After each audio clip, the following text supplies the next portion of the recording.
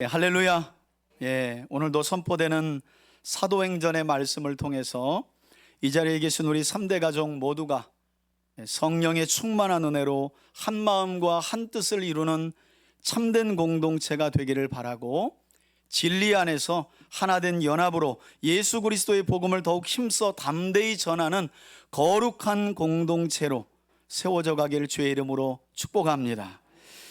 여러분, 지난 주일 우리는 오순절에 임한 성령 충만함을 받았던 사도들과 초대교회 성도들이 부활하신 예수 그리스도의 복음을 전면적으로 대적했던 유대 지도자들의 위협과 협박 속에서도 전혀 주눅들지 않고 아주 담대하게 하나님의 말씀을 붙잡고 기도하며 복음을 전하는 일에 힘썼던 모습을 함께 살펴보았습니다.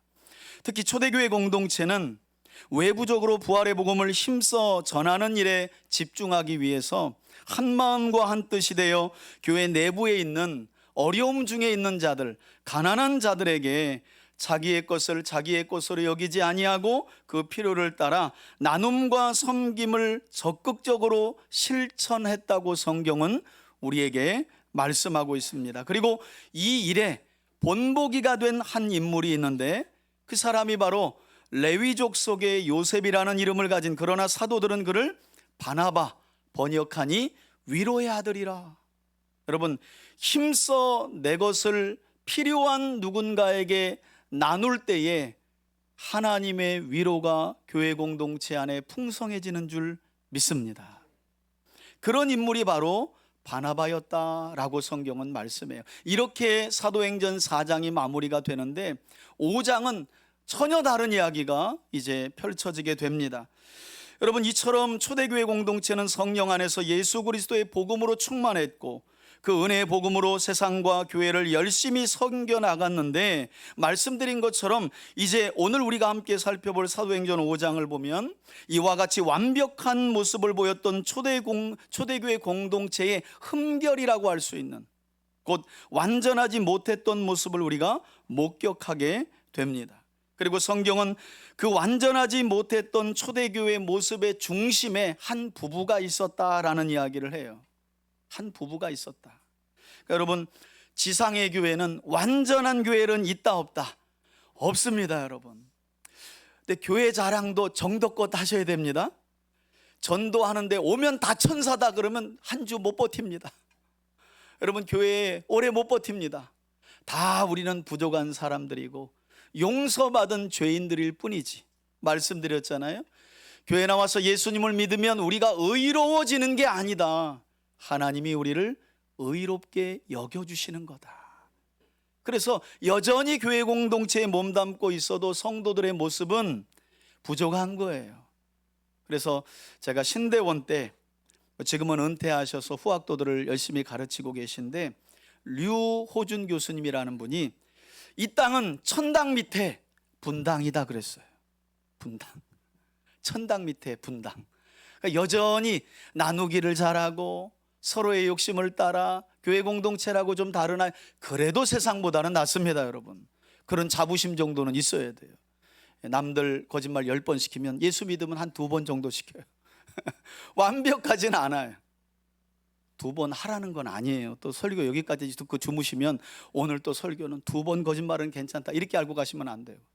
그래도 믿지 않는 분들보다는 신앙을 가진 분들의 삶이 훨씬 더 낫다는 거예요. 자, 아이러니하게도 오늘 본문은 성령 안에서 복음으로 가장 뜨겁고 충만했던 초대교회 공동체의 흠결 있는 모습, 완전하지 못했던 모습이 무엇을 통해 드러났냐 하면 다른 것이 아니라 물질과 관련해서 드러났다, 이렇게 성경은 말씀해요. 자, 그럼 1절부터 함께 한번 우리가 내용을 살펴보겠습니다. 1절입니다. 여러분, 누가 등장합니까? 아나니아. 여러분, 아나니아의 이름의 뜻은 하나님은 은총이시다, 하나님은 자비로우시다 라는 뜻이에요. 여러분, 이 두 부부가 이름은 아주 기가 막히게 지었습니다. 삶이 이름을 못 따라가. 저는 우리 3대 가족들이 그게 부모님이 지어주셨던 하나님의 은혜 가운데 지어진 이름이든지 간에 이름값 하시는 여러분들 되시길 축복합니다. 얼마나 이름값이 좋아요. 하나님은 자비로우시다, 그런 이름을 가진 사람이 아나니아라고 했는데, 그에게는 아름다움이라는 뜻을 가진 이름이 또 너무 예뻐요. 와이프도 아름답다라는 거예요. 그런 이름을 가진 누구요?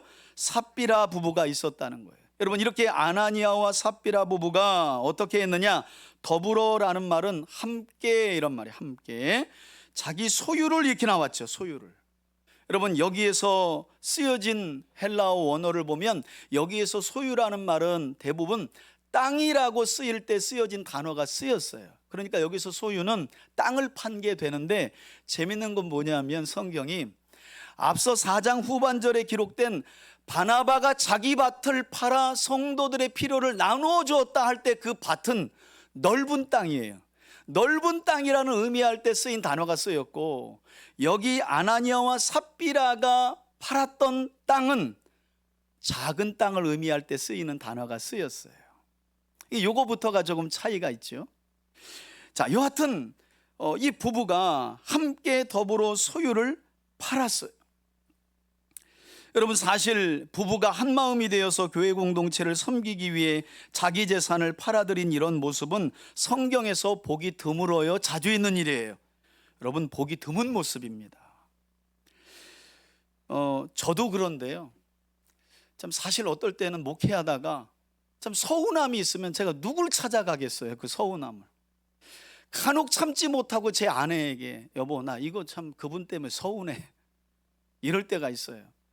여러분, 그러면 이제 지혜로운 아내는 뭔가 남편의 마음이 상했구나 하고, 아 그래요 하고 먼저 마음을. 저희 아내가 지혜롭긴 합니다. 그러나 저희 아내는 이성적인 사람이에요. 팩트로 저를 때려요. 이게 그 말만 듣는 게 아니라 어떤 상황인지를 말해보래요. 제가 얘기를 하죠. 누구 중심으로? 제 중심으로. 근데 상황을 다 듣고 그건 이렇게도 오해할 수 있는 부분이 있겠네요, 그래요. 참 제 마음을 먼저 헤아려 줬으면 참 좋겠는데 그래도 중심을 잡고 얘기해 줘서 설득이 돼요, 제가. 이제 그러면 또 돌아보니까 그래요. 또 시간도 지나고, 아 그래, 나는 그런 뜻이 아닌데 또 그분이 또 그럴 수도 있겠네 하고 수긍이 갈 때가 많더라고요. 근데 여러분, 방법이 중요합니다. 마음 알아달라고 얘기하는데 막 팩트만 얘기하잖아요. 그러면 이제 부부는 오래 못 살아요. 나니까 얘기하는 거예요, 이 사람아. 나니까 객관적으로. 여러분, 객관적으로 하다 이혼한 커플이 한둘이 아니에요.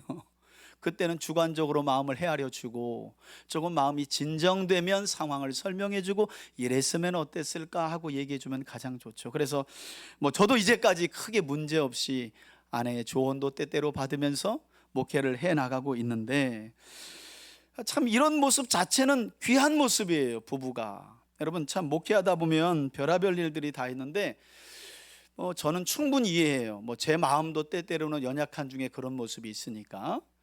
근데 이제 제가 목회 현장에서 볼 때에는 부부 중에 한 사람의 서운함이 있으면 그 서운함이 이 다른 부부에게도 이어지고, 그래서 두 분 다 사실과 팩트를 보지 못할 때가 상당히 많아요. 왜냐하면 저도 그렇거든요. 저도. 그럴 때 정말 한 분이 좀 그때는 마음을 먼저 헤아려 주는 게 중요해요. 그리고 나서 사실관계를 이야기하고, 그리고 우리의 믿음을 더욱더 북돋는 그런 방향으로 나가면 가장 좋을 것 같아요. 자, 아나니아와 삽비라의 여기까지의 모습은 너무 완벽하고 좋았어요. 그런데 땅을 판 돈을 보자 심경의 변화가 생겼던 걸까? 여러분, 2절에 보니까 그 값의 얼마를 어떻게 했대요? 감추었다 그래요. 그리고 그 사실을 누구도 알았다고요? 아내도 알았다. 여러분, 이건 무엇을 말합니까? 교회 공동체를 속이는 일에 두 부부가 한 마음과 한 뜻이 되어 공모했다는 거예요. 참 더불어서 함께 소유를 팔아서 교회 공동체에 드립시다. 여기까지는 너무너무 좋은 일이에요. 참 아름다운 모습이죠. 그런데 아마 팔고 난 물질을 보니까 서로 마음이 동하고, 안타까운 건 동했던 방향이 하나님과 전혀 다른 방향, 욕심을 따라간 모습으로 보이죠. 그래서 그것을 감추기로 둘이 공모를 한 것으로 보여요. 여러분, 재밌는 건 말씀드린 것처럼 예수님 당시에는 히브리어를 헬라어로 번역한 LXX라고 하는 70인역 이 헬라어 성경을 번역했는데, 그러니까 헬라어 성경은 구약도 헬라어로 기록되어 있는 거예요. 재밌는 건 여기 이 부부의 행동, 그 값의 얼마를 감추매라고 쓰인 이 감추다라는 단어를 헬라어 성경 기자가 어디에다가 똑같이 옮겨놨느냐, 여호수아서 7장에 보면 이스라엘 백성들을 여호수아가 이끌고 새롭게 가나안 땅을 정복하기 위해서, 여러분 여리고 성을 정복한 후에 하나님께서 하신 말씀이 뭐냐면, 이 성은 첫 성이니 이 가나안 땅의 첫 것은 내 것이다 라는 의미에서 가나안 땅을 정복한 후에 그 땅의 전리품 모두를 하나님께 드리라는 명령을 내립니다. 그런데 아간이 그 여리고에서의 전리품 일부를 훔쳐요, 감추어요. 그때 쓰인 단어가 바로 이 감추다라는 단어예요. 그래서 헬라어 성경의 기자는 아간과 아나니아와 삽비라의 모습을 같은 모습이다 은연중에 이렇게 우리에게 설명합니다. 새로운 가나안의 시대, 하나님이 마침내 600년 만에 아브라함에게 약속하셨던 그 젖과 꿀이 흐르는 땅을 이스라엘 백성들에게 허락하신 그때에 아간은 하나님의 말씀에 온전히 순종하지 못하여, 레위기 17장이죠, 거룩과 관련된 말씀 중에 하나님께 온전히 바쳐진 것은 하나님의 것이니 그것을 가로채거나 드리지 않는 일이 없도록 하여라고 하는 말씀을 깨트림으로 아간뿐만 아니라 그의 가족 모두가 아골골짝에서 돌에 맞아 죽고 화형을 당한 그런 끔찍한 일이 있었거든요. 그때 쓰인 단어가 바로 여기 쓰인 감추다라는 단어예요. 여하튼 이 부부가 공모한 후에 일부를 감추었습니다. 그래서 그들은 판돈의 얼마를 가져다가 사도들의 앞에 발해뒀다는 건 드린 물질을 사도들이 처분할 수 있는 권한을 위임해 줬다는 말이에요. 그런데 이들 부부의 모습을 지켜봤던 누가요? 사도 베드로가 3절을 보면 어떤 충격적인 말씀을 던지냐 하면, 베드로가 이르되 뭐라고 말해요? 아나니아야, 어찌하여 사탄이 내 마음에 가득하여. 여러분 때때로 이렇게 이제 원어 읽는 재미가 있는데요, 여기 가득하다라는 말이 무릉덩이에 물이 꽉 찼다는 말이에요. 무릉덩이에 물이 꽉 차서 더 이상 물을 부을 수 없는 상태를 말해요. 아마도 땅을 팔고 난 돈을 보니까 그들의 마음 자체가 욕심으로 가득 찬 걸로 보여요. 저는 오늘날 같으면 이런 부부라도 있었으면 좋겠다. 설교 준비하면서 일단 파는 분들이 없어. 저는 다 갖다 바치겠습니다 하고 10분의 2만 드려도 감사합니다, 감사합니다 할 것 같아. 왜냐하면 일단 파는 일이, 오늘 같은 본문을 대하는 것부터가 부담이잖아요. 또 뭐 갖다 팔은 사람보다 오늘 여러분, 저는 이제 설교가 자유로운 게, 우리 성도들은 뭐 팔 게 별로 없어요. 다 거기서 거기기 때문에 자유로워. 그 마음에 사탄이 욕심을 통해 가득했다. 더 이상 뭐 물 한 방울 부을 수 없는 그런 마음이었다는 거예요. 그러면서 내가 그러죠. 여러분, 이들 부부의 거짓말은 교회 공동체나 사도들을 속인 것이 아니라 그 이후에 이어지는 말씀을 보니까 이들의 이 악한 행동은 교회나 사도들을 속인 게 아니라 누구를 속인 거예요? 속인 것이라고 말해요? 성령을 속이고가 아주 중요합니다, 여러분. 성령을 속이고 왜 땅값 얼마를 감추었느냐, 이렇게 사도 베드로가 말씀한 거예요. 여러분, 여기에서 우리가 깨닫게 되는 사실이 무엇입니까? 오순절 성령 강림 이후에 초대교회는 그들의 마음에 여러분 사탄이 아니라 무엇이 충만했죠?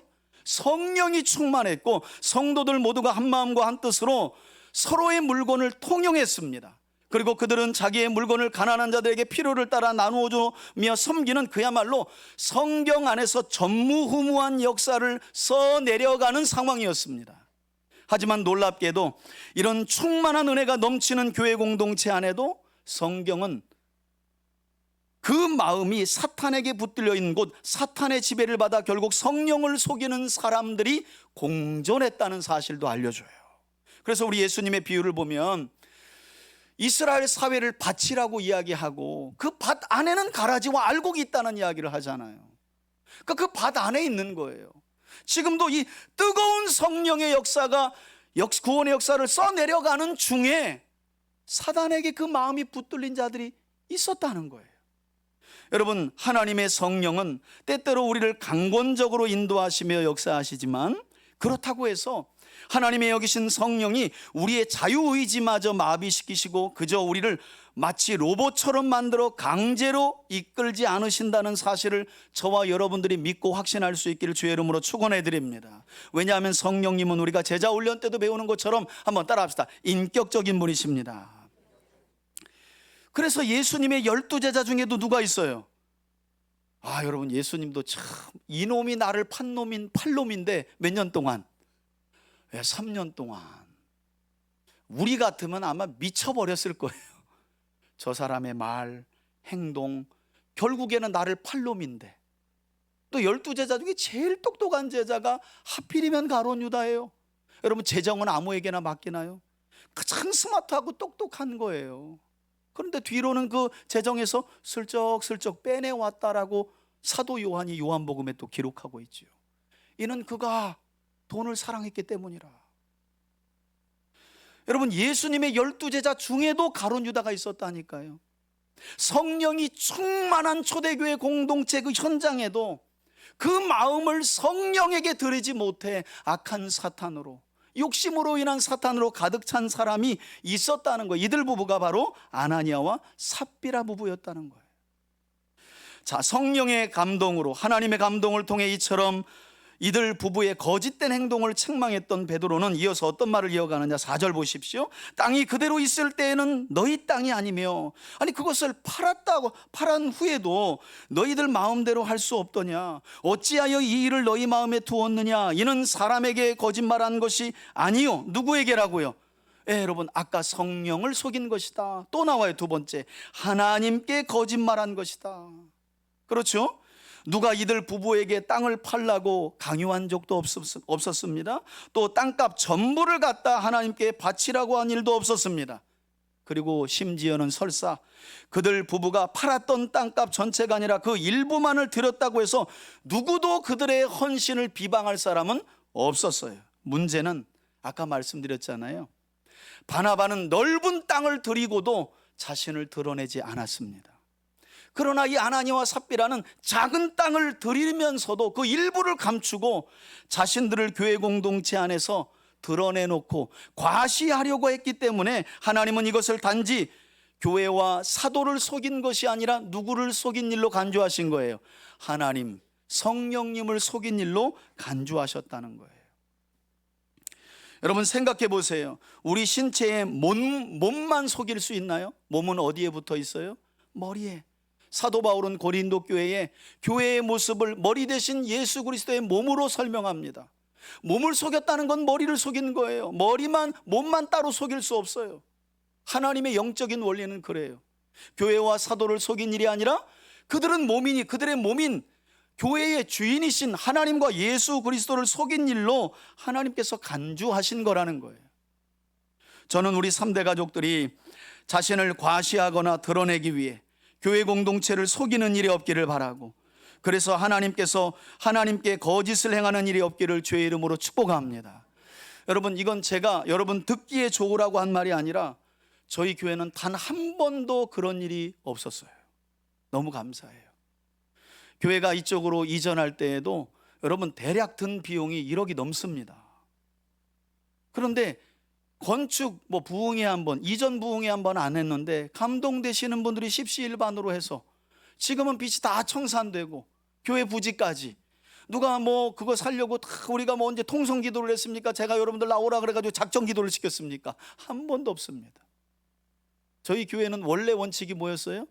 한 해 예산 끝나면 2천만 원만 딱 남겨놓고 다 흘려보내는 게 저희 교회 원칙이었어요. 재정의 원칙. 다 흘려보내는 게. 그런 중에 성도님 중에 한 분이 그래도 교회를 위해 일부는 좀 저축했으면 좋겠습니다 한 그걸 받아들인 거예요. 그것도 교회를 사랑하는 마음이니까. 그게 종잣돈이 돼서 어쨌든 교회 부지도 마련하고 지금 우리 교회가 있는 여기 보증금도 다 우리 교회 돈으로 돌아왔어요.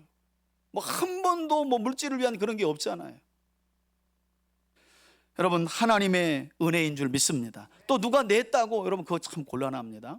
누가 헌신하고 자꾸 제 입꼬리를 찔러가지고 드러내달라고 하는 거 있어요. 그거 여러분 참 목사로서는 곤란합니다. 어떻게 알 듯 모를 듯 드러내게 해야 되나.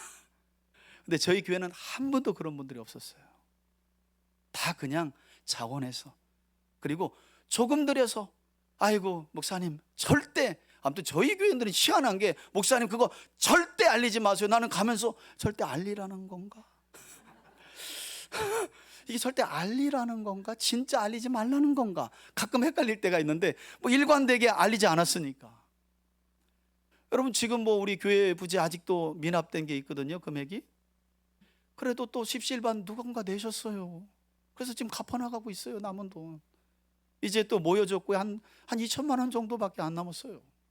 그 어마어마한, 사실 우리 교회로는 뭐 세상에서는 뭐 1, 2, 3억 별거 아니지만 저희 교회는 정말 큰 돈이거든요. 근데 나가고 있어요.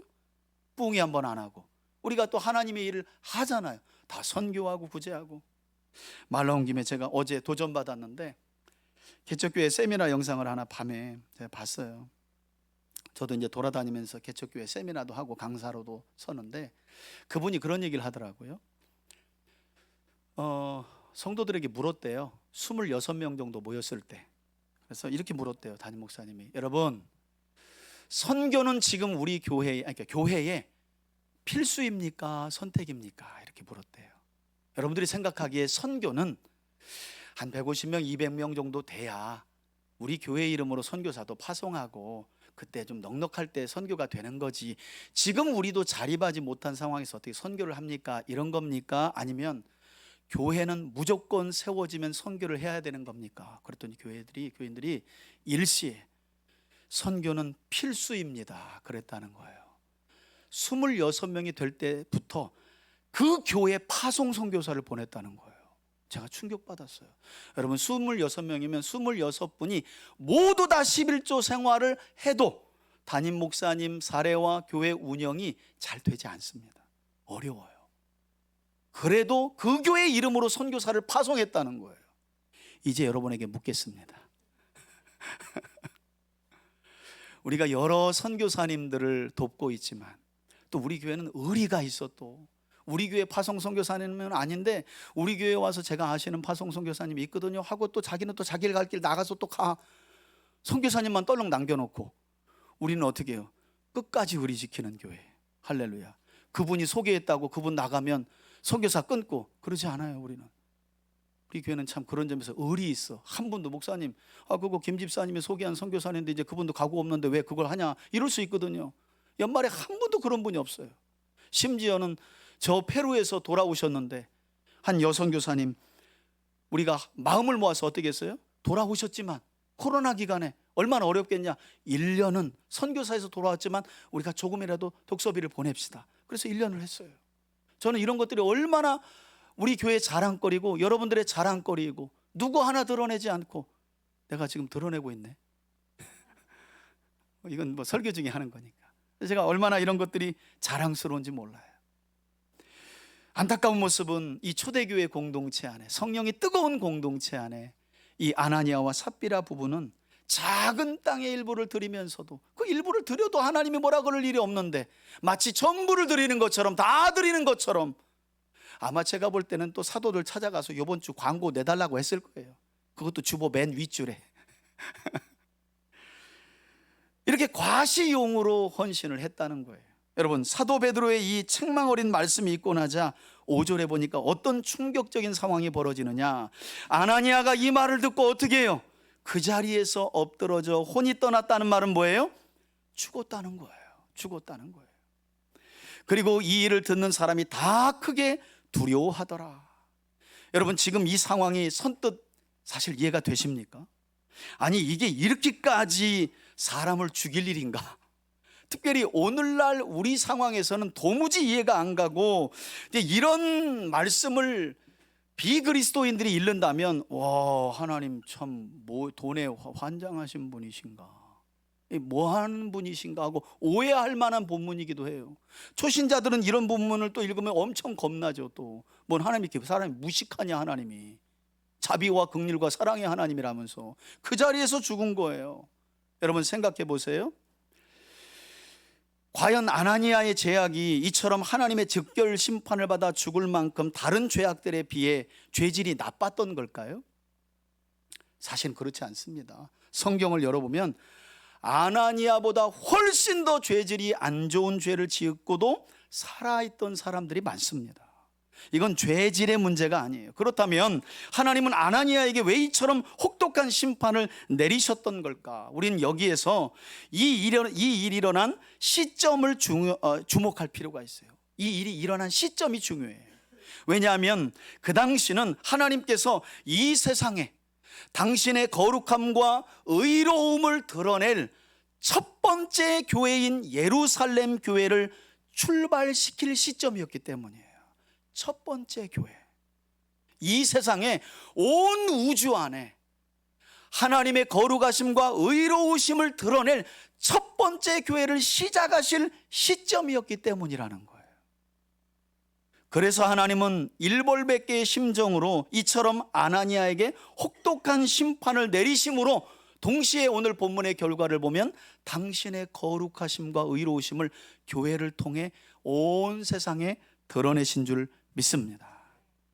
그리고 이 사건을 통해 우리가 깨닫게 되는 또 다른 중요한 영적 교훈이 있는데, 여러분, 그것은 거룩하시고 의로우신 하나님의 충만한 임재는 단순히 기적과 표적만 일으키는 것이 아니라 그 충만한 임재를 경험한 사람과 공동체에게, 한번 따라합시다, 성결과 거룩을 요구하신다. 그래서 여러분, 거룩하신 성령님 오늘도 내 안에 충만하게 역사하여 주옵소서라고 기도하실 때 그분은 반드시 우리 안에 충만한 은혜를 주십니다. 그러나 그것이 그냥 내 소원을 이루기 위한 충만함의 간구가 돼서는 안 된다는 거예요. 왜냐하면 그분은 거룩하시고 순결하신 분이세요. 거룩과 순결을 떠난 목적으로 성령을 구하면 성령이 임하시지도 않지만 임하시면 이런 사건이 발생하는 거예요. 우리가 특별히 한국교회는 오순절의 영향을 받아서 불로 성령 저는 성경을 알고 나서 성령의 내주하심의 충만함을 구하는 것이 얼마나 위험하고, 말귀를 잘 알아들으세요? 위험하고 중요한지를 알았어요. 내가 거룩한 삶을, 순결한 삶을 살고자 하는 마음의 소원도 없는데 나를 드러내기 위해서, 나의 영성을 드러내기 위해서 성령님 임하소서. 여러분, 부끄럽지만 오늘날 목회자님들이 얼마나 많이 성령을 자기 종 부리듯 막 현장에서 막 이렇게 합니까? 도대체 누가 주인인 겁니까? 성령이 부르면 막 오고 임하라 그러면 막 임하고 예수의 이름으로 부르면 예수의 이름이 마음대로 그렇게 됩니까? 그 착각입니다. 그렇지 않아요. 하나님이 도구로 쓰시는 거지, 성령님이 도구로 쓰시는 거지, 우리가 이런다 그래서 이렇고 저런다 그래서 저러는 하나님이 아니라는 거예요. 이게 우리 착각이죠. 성령님의 임재는 이처럼 강력한 거룩과 성결을 요구하시는 줄 믿습니다. 여러분, 에스겔서를 보면 바벨론 포로 2차 포로로 끌려가 현장에서 선지자로 부름받은 에스겔서를 보면 에스겔이 어떤 환상을 포로로 끌려온 백성들에게 이야기하느냐, 더 이상 하나님께서 자기 성전에 머무실 수 없는 지경이 되어서 하나님이 예루살렘 성전 문지방을 넘으세요. 그리고 뒤를 이렇게 돌아보십니다. 예레미야서로 가보니까 그 동시대에 하나님의 말씀을 지키는 일도 없고 하나님을 아주 우습게 여기는 백성들이 성전에 모여서 집회를 해요. 여호와의 성전이 여기 있으니 우리가 망할 리가 있겠느냐, 바벨론이 한 번 왔고 두 번은 왔지만 세 번은 절대 안 온다, 이게 그들이 성전 안에서 벌인 일이었어요. 그런데 막상 하나님은 어떻게 해요?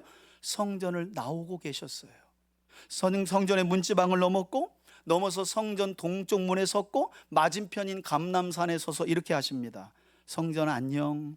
그리고 하나님의 뜻을 따라 포로로 끌려가는 백성들에게 성전이 되어 주시겠노라 하는 말씀을 주세요. 그러니까 여러분, 이스라엘은 뭘 착각했냐면 하나님을 자기 마음과 소원대로 움직일 수 있는 분이라고 착각한 거예요. 이게 어디로부터 와요? 이방 나라의 우상 숭배로부터 오는 거지요. 하나님이 나를 들어, 이스라엘을 들어 쓰시옵소서가 아니라 어떻게 해서든지 하나님을 잘 구슬러서 내가 원하는 소원을 이루기 위한 목적으로 신앙생활을 했더라는 거예요. 그래서 그들의 결과는 결국 나라가 망하고 바벨론의 포로로 끌려가게 된 것이지요. 저는 그런 점에서 우리 3대 가족 모두가 매일매일의 삶 속에서 우리 안에 내주하시는 성령의 충만함을 간구하며 살아가시되, 거룩하시고 의로우신 성령의 충만함을 간구하는 이유와 목적이 단지 내가 원하는 것들을 이루기 위함이나 나를 과시하기 위함이 아니라 거룩하신 하나님의 나라와 그 뜻을 이루기 위한 간구와 소원이 되시길 예수님의 이름으로 축원해 드립니다. 제가 어제 서점에 갔는데 흥미로웠어요. 제가 부교육자 때 이제 한참 성령에 취해 있을 때, 그래서 이제 배단위 출판사 책을 상당히 많이 봤고, 그때 한국교회에서 새롭게 그 성령의 임재에 관해서 젊은 분이었는데 시작했던 분이 조태성이라고 하는 목사님이에요. 지금 이제 옛날엔 전도사였어요. 임재 연습 이런 거 쓰셨던 분인데, 조태성 그땐 전도사였습니다. 지금은 이제 개척교회 하고 책도 쓰니까 유명세가 있어서 이제 교회를 건실하게 세워서 목사가 되었는데, 오랜만에 그분 책을 본 거예요. 그분이 한동안은 그냥 막 임재에 빠져 있어가지고 신비적인 걸 막 성경에 없어도 그냥 체험한 거 책에다 다 실어가지고, 또 우리는 또 그런 데 관심이 많잖아요. 그래서 실제적으로 많은 사람들에게 영향력도 미쳤어요. 근데 근래에 나온 책을 보니까 교회 공동체를 위한 위로, 소망 이런 데로 돌아온 거예요. 왜냐하면 여러분, 그런 신비적인 현상으로 절대 교회는 못 이끌어갑니다. 그랬다면 하나님이 지금 능력이 없어서 여러분 교회 안에서 오늘도 여러분 설교 들을 필요가 뭐 있어요? 암 환자 오라 그래가지고 그냥 그 자리에서 낫고 가면 여러분 은혜 받고 돌아가는 거지. 근데 어디 하나님이 그렇게 세상 역사를 이끌어 오십니까? 구약이나 신약이나 2000년이 지난 지금이나 줄곧 하나님은 하나님의 말씀을 주의 백성들로 하여금 듣고, 들은 백성들로 하여금 믿음을 세워서 교회 공동체를 이끌어 가시는 줄 믿습니다. 이게 하나님의 역사예요. 자, 이렇게 하나님의 심판으로 아나니아가 죽게 되자 6절을 보시면 하나님에 대한 두려움과 경각심을 갖게 된 성도들 중에 젊은 자들이 일어났다는 거지요. 그리고 그의 시신을 싸서 메고 장사했다. 저는 설교를 준비하면서 흥미로운 건, 아니 이렇게 시신을 싸서 장사를 했는데 왜 가족들에게 안 알렸을까? 흥미로워요. 아니 남편이 죽은 사실을 교회가 아내 삽비라에게는 알려야 그 다음 사건이 발생 안 되는 거 아니에요. 그런데 3시간 후의 상황을 보니까 삽비라가 자기 남편의 죽음을 모르고 있는 상황이에요. 왜 이런 상황을 의사 누가는 사도행전 안에 자세히 기록하고 있지 않은가? 여러분, 성경은 기록 안 할 때는 안 하는 이유가 있습니다. 그 아내가 그 사실을 어떻게 몰랐는지는 우리가 몰라도 되기 때문에, 성경이 말씀하시고자 하는 바가 있기 때문에 그런 내용은 건너뛰는 거예요. 자, 그래서 3시간쯤 지났는데 또 어떤 일이 발생해요? 3시간쯤 지나 그의 아내인 삽비라가 자기 남편에게 일어난 일을, 3시간 전에 일어난 일을 전혀 알지 못하고 들어옵니다. 교회 공동체가 있는 곳으로 온 거예요. 그때 베드로가 묻습니다. 그 땅 판값 이것뿐이냐? 내게 말하라 하니 삽비라가 뭐라 그래요? 예, 그것뿐인데요. 왜? 애초부터 남편 아나니아와 공모했잖아요. 공모. 아내도 알더라. 여러분, 베드로가 이렇게 삽비라에게 물었던 이유는 그가 이 모든 일들이 이들 부부의 공모를 통해 일어난 이름을 알고 있기도 하지만, 저는 또 한편으로 뭐 묻나, 그냥 문지방 들어올 때 그냥 같이 치면 되지. 근데 왜 이렇게 묻는 내용을 성경이 실느냐는 거예요. 저는 한편으로 뭐가 보이냐면, 그럴지라도 하나님은 삽비라에게 뭐 할 기회를 주실까요? 맞아요, 여러분. 여러분, 하나님이 이렇게 섬세한 분이세요. 할 수만 있다면 한 사람은 더 살리고 싶으신 분이 하나님이에요. 그래서 베드로 사도가 뭐라 그래요? 1000년이 하루 같고 하루가 1000년 같으신 분이 하나님이신데 왜 2000년이 넘도록 안 오시느냐? 한 영혼이라도 작정된 영혼을 구원하시려고, 천국으로 들이시려고. 그래서 하나님은 베드로를 통해 또 묻게 하신 거예요. 문제는 삽비라도 그의 남편 아나니아와 동일하게 그들이 사도와 교회 공동체를 속이는 것이 누구를 속이고 누구에게 거짓말하는 것임을 몰랐다는 거예요. 하나님과 성령을 속이고 하나님께 거짓말하는 것임을 몰랐다는 거예요. 아니, 알고도 그렇게 했다고 봐야죠. 그래서 9절을 보면 베드로가 삽비라를 향해 뭐라고 말씀합니까? 베드로가 이르되 너희가 어찌, 여기 나오죠, 함께 꾀하여 주의 영을 시험하려 하느냐? 보라, 내 남편을 장사하고 오는 사람들의 발이 문 앞에 이르렀으니. 인기척이 들렸던 것 같아요. 때마침 또 너를 매어 내리라 하니, 곧 삽비라가 베드로의 발 앞에 그의 남편이 3시간 전 엎드려진 것처럼 엎드려져 혼이 떠나는지라. 이때에도 저는 참 쓸데없는 거에 관심이 때로는 많은데 그런 걸 답하는 주석이 없어가지고 답답할 때가 있어요. 여기 보면 여러분, 이 부부의 시신을 젊은 사람들이 메었다고 그래요. 젊은 사람들이 메었다는 거예요. 왜 젊은 사람들이 메었다는 걸 두 번이나? 그냥 흘리면 그럼 힘 있는 사람이 시신을 메고 가지 노인네들이 메고 갑니까? 그러면 할 말 없고요. 그래서 여기저기 찾아보니까 일부 주석가가 이런 말을 해요. 젊은이들이 이 부부의 시신을 메어갔다라는 말은 단순히 그냥 물리적으로 젊은 사람들이 아니라 이 두 부부의 그 즉시에서의 죽음을 통해 교회가 하나님에 대한 두려움으로, 하나님에 대한 경외함으로 가장 헌신하고 교회 안에서 봉사하는 그 일꾼들부터 깨웠다는 거예요. 그들을 가리켜 이들이 젊은이들이었다라고 말한다는 일부 주석이 있어요. 약간 동의가 되더라고요. 일어난 이 일에 교회가 아주 깜짝 놀랐는데 늘 헌신하고 주를 위해 봉사했던 그들이 제일 깨웠다는 거예요. 그래서 이 일을 수습하는데 어떻게 해요? 앞장선 거죠. 그들이 앞장선 거예요. 그래서 여기도 보니까 그들이 돌아와 삽비라가 죽은 것을 보고 메어다가 그의 남편 곁에, 저는 뭐 한 글자도 놓치지 않으니까, 남편은 쌌는데 삽비라는 안 쌌어요 또. 그래서 찾아보니까 유대 문화는 여인들의 시신은 여인들만 손을 댄대요. 그래서 그 자리에 아마도 여자분들은 안 계셨던 것 같아요. 그래서 동일하게 메어다가 그 남편 곁에 장사했는데, 이번에는 아나니아의 죽음 소식보다 훨씬 더 파급 효과가 크죠. 여러분, 왜 이렇게 했을까요? 분명 여러분, 아나니아의 죽음은 그 자리에서 죽었잖아요. 원래 뭐 또 심장병이 있었대, 오래된 위장병이 도졌대. 여러분, 믿지 않는 거는요, 그럼 어떻게 할 수가 없어요. 하나님이 심판해도 뭐 두통이 심했는데 그때 그게 아마 적이 된 것 같아, 분명히 그러지 않았겠어요? 그런데 한날 3시간 만에 부부가, 그것도 하나님을 속이고 하나님께 거짓말을 한 일로 이렇게 죽고 나니까 이 일이 명확한 증거가 되어서 듣는 모든 사람들로 하여금 어떻게 해요? 다 두려워하게 되었다.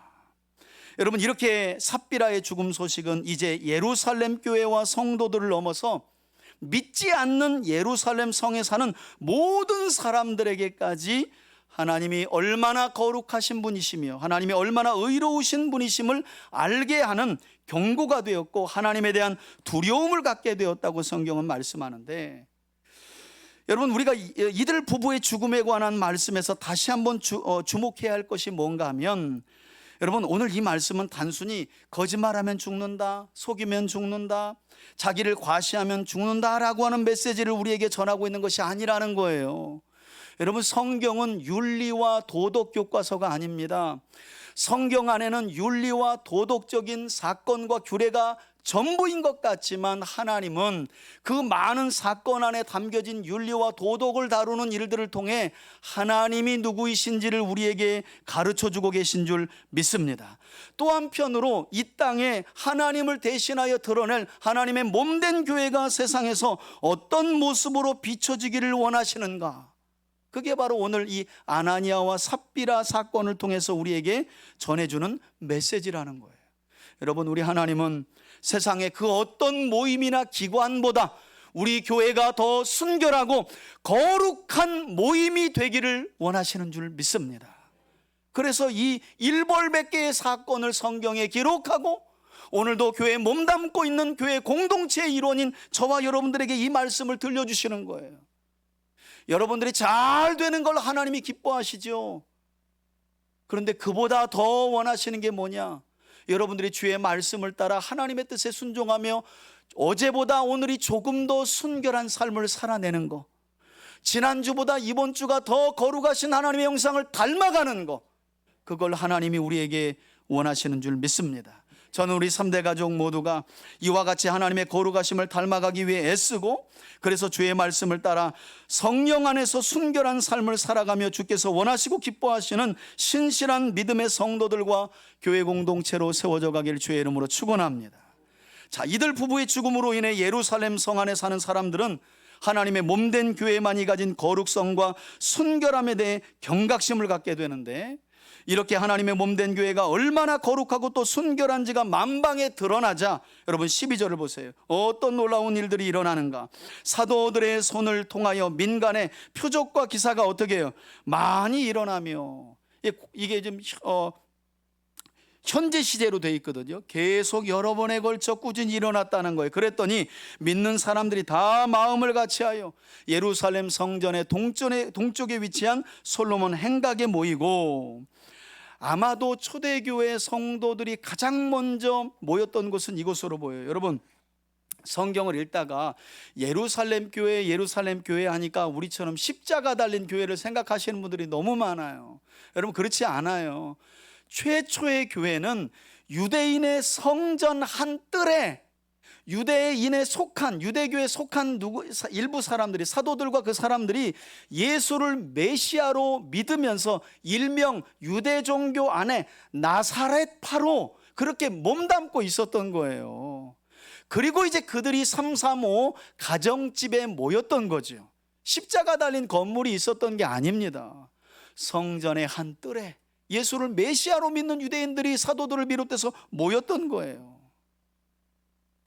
자, 그 최초의 장소가 바로 솔로몬 행각이었는데, 자, 그런가 하면 13절에 그럼에도 불구하고 이 믿는 사람들이 있었던가 하면 그 나머지는 감히 그들과 모여 상종하는 사람이 없었다는 거예요. 이들은 지금으로 말하면 기독교를 받아들이지 않았다는 거예요. 예수를 메시아로 받아들이지 않았다는 거예요. 사도들을 통해 명확하게 드러난 구약 성경의 그 예언이 이루어진 현장을 보고도, 기사와 표적을 보고도 예수를 믿지 않았다는 거예요. 그러나 대부분의 백성들은 성도들을 어떻게 해요? 존귀히 여기며 칭송하더라. 그리고 그 결과가 14절에 나오죠. 믿고 주께로 돌아오는 자가 어떻게? 더 많으니. 할렐루야. 여러분, 남녀의 큰 무리더라 그래요. 우리 목사님들은 이것저것 다 빼고 그냥 교회 성장하면 따봉. 여러분, 사람이 죽었어요. 그리고 하나님의 거룩과 의로우심이 어떻게 드러났는가. 교회가 방향을 어디에다가 두어야 뒤에 건강한 성장이 따라오는가. 성경이 너무나 교과서처럼 말하지 않아요? 그냥 달콤한 말로 속여서 그냥 막 데리고 와서 사람 모이면 좋은 건가요? 여러분, 그렇지 않아요. 복음은 모든 사람들에게 주시는 은혜이지만 모든 사람들이 받아들이지 않아요. 그게 복음이에요. 교회가 순결과 거룩을 이 두 부부의 죽음을 통해 회복하니까 그 뒤에 뭐가 있어요? 성장이 있잖아요. 성장이. 15절 보십시오. 심지어 이들 중에는 어떤 사람들까지, 제가 볼 때는 이분들 상당히 믿음이 연약한 분들로 보이는데, 병든 사람을 메고 거리에 나가서 침대와 요위에 누우고 베드로가 지나갈 때 그분 그림자라도 덮일까 하여. 얼마나 낫고 싶었으면 그러겠어요. 예루살렘 부근에 수많은 사람들이 모여들었는데 거기에는 병든 사람, 더러운 귀신에게 괴로움 받는 사람들을 데리고 와서 다 어떻게 해요? 나음을 얻으니라. 우리는 이렇게 다 나음을 얻으니라만 주목해. 이 다 나음이 얻도록 하시기 위해서 하나님이 교회를 어떻게 거룩하게 하시고 순결하게 하시고 모든 사람들의 마음에 하나님에 대한 경외심과 두려움을 주셨는지, 그건 잊어버려요. 여러분, 교회의 능력은, 복음의 능력은 교회의 순결과 거룩함에 있는 줄 믿습니다. 우리가 어떻게 거룩해집니까? 거룩하신 성령의 충만함을 구해야 합니다. 그리고 거룩하도록 살게 하신 주의 말씀을 따라 살아갈 때 교회 공동체는 비로소 거룩해지고 순결해지며, 그 순결한 삶을 통해 하나님은 지금도 표적과 기적을 통해 하나님의 말씀이 진리임을 우리 삶에 충만하게 드러내실 줄 믿습니다. 제발 좀 2000년 전 사건으로 덮어놓지 마세요. 이건 그때나 낫는 거지. 그때나 낫는 거지. 이런 위험성이 있는 게 제일 위험한 게 목사예요. 목회 안에다가 갇혀 있으면 그런 걸 잊어버려요. 여러분, 제가 말씀드렸잖아요.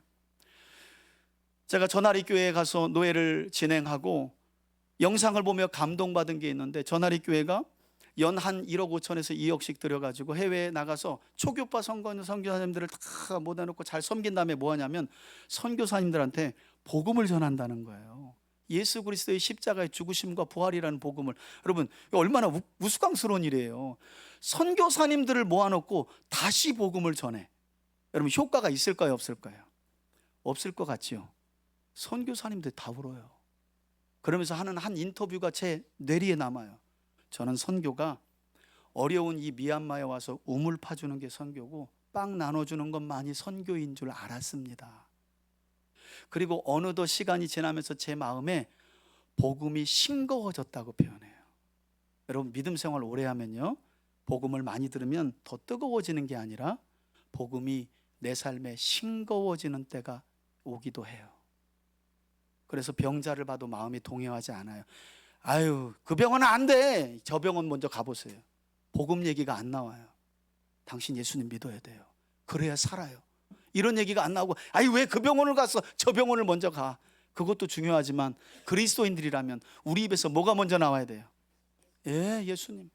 제가 한번 기도하겠습니다. 여러분, 기도는 꼭 목사 안수 받아야 병자에게 손을 얹고 기도합니까? 그래야 능력이 나타납니까? 아닙니다. 하나님 닮는 순결함과 거룩함이 있으면 누구라도 병자에게 손을 얹을 때 하나님이 주권적으로 암 환자라도 일으키시고 병든 자라도 치료하시고 일으키시는 줄 믿습니다. 그것이 복음의 능력이라는 거예요. 복음의 강력한 능력은 소리에 있지도 않고 사람 수에 있지도 않아요. 교회 공동체의 순결과 거룩에 있는 거예요. 그게 세워지고 나니까 교회에 이렇게 놀라운 일과 성장이 일어나요. 여러분, 우리가 모여 예배드리는 우리 3대 교회도 주님께서 임재하여 계신 믿음의 공동체인 줄 믿습니다. 그러므로 이 자리에 있는 우리들도 주님의 말씀을 따라 하나님의 거룩하심과 의로우심을 드러내기 위해 힘쓰는 삶을 살아야 하며, 동시에 두렵고 떨림으로 우리 신앙생활을 해야 하는 줄 믿습니다. 하지만 현실은 그렇지 않은 모습도 있어요. 오늘 본문에 나오는 것처럼 아나니아와 삽비라처럼 보이지 않는 하나님의 눈을 속이고 눈에 보이는 사람들에게 자신을 드러내며 과시하기 위해서 자신이 알든지 모르든지 간에 외식을 행하는 사람들이 있다는 현실을 부정할 수 없다는 거예요. 이게 현실이니까. 초대교회도 있었으니까. 그리고 우리가 몸담고 있는 주님의 교회는 꼭 거짓 교사나 이단들의 거짓된 가르침으로만 공격받고 흔들리는 것이 아니라 우리 교회 공동체 내부에서 우리 안에 임재하여 계신 성령의 인도하심을 거스르고 그 뜻에 불순종하는 사람들로 인하여 교회는 얼마든지 공격받을 수 있고 얼마든지 흔들릴 수 있다는 사실도 우리가 기억해야 합니다. 여러분, 오늘 본문에 기록된 아나니아와 삽비라의 죽음은 위선하지 마세요. 자기 과시하지 마세요. 거짓말하면 죽습니다. 하나님 속이면 죽습니다. 그게 얼마나 큰 죄인지 아십니까? 라는 교훈을 우리에게 전해주지 않아요. 오늘 본문은 살아계신 하나님께서 주의 백성들과 주님의 몸된 교회 공동체가 세상에서 어떤 거룩한 모습을 보여야 하는지, 작은 거짓에도 얼마나 민감하게 반응해야 하는지, 얼마나 순결해야 하는지를 우리에게 교훈하는 줄 믿습니다. 그리고 그 모습을 통해 하나님은 비로소 하나님이 얼마나 거룩하고 의로우신 분이신지를 세상에 드러내시는 줄 믿습니다. 바라기는 우리 3대 가족들의 교회 공동체를 향한 희생과 헌신과 하나님께 드림이 오직 바나바처럼 성령 충만으로부터 나오는 은혜의 열매로서의 온전한 드림이 되기를 바라고, 더 많은 사람들을 감동시키고 더 많은 일에 그래서 하나님의 사람들을 동참시키는 아름다운 결실이 더욱 풍성히 나타나기를 바라고요. 무엇보다도 주의 말씀을 따라 살아가는 우리의 거룩한 삶과 순결한 삶이 복음의 능력과 하나님의 영광을 드러내고 그것이 자연스럽게 지금까지 그래왔듯이 우리 교회 공동체의 건강한 성장으로 이어져 가길 예수님의 이름으로 축원합니다.